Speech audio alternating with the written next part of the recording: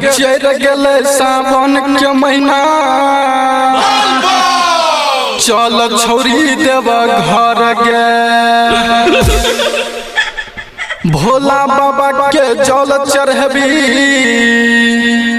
मिलतो निमन बर गे सावन में गए सावन में भोला बाबा के जल ढरल सावन में गए सावन में भोला बाबा के जल ढरल सावन में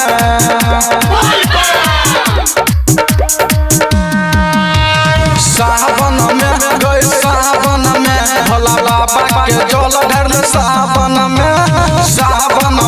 गए सावन में भोला बाबा के जल ढरल सावन में क्रांति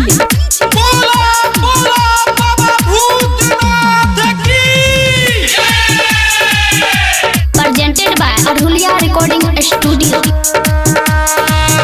हेगे गोरे गोरे दे में छौरी गेरुआ रंग के साड़ी छो कंधा पे कामर छौरी चले सबसे अगारी गे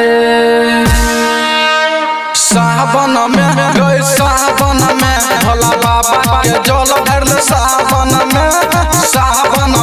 गए सावन में भोला बाबा के जल ढरल सावन में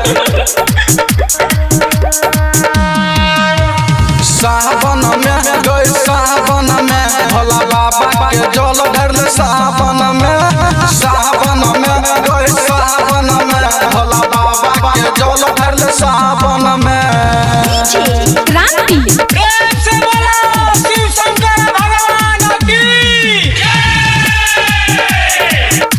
प्रेजेंटेड बाय अरुलिया रिकॉर्डिंग स्टूडियो। हेगे मिथल सम्मिलन के संग में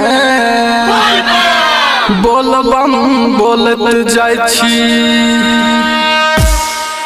सनजीत सावरिया के संग में जल ढारे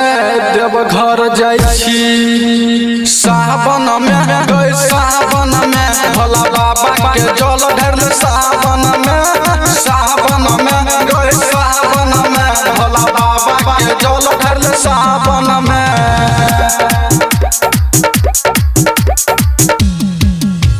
सावन में गए सावन में भोला बाबा के जल ढरल सावन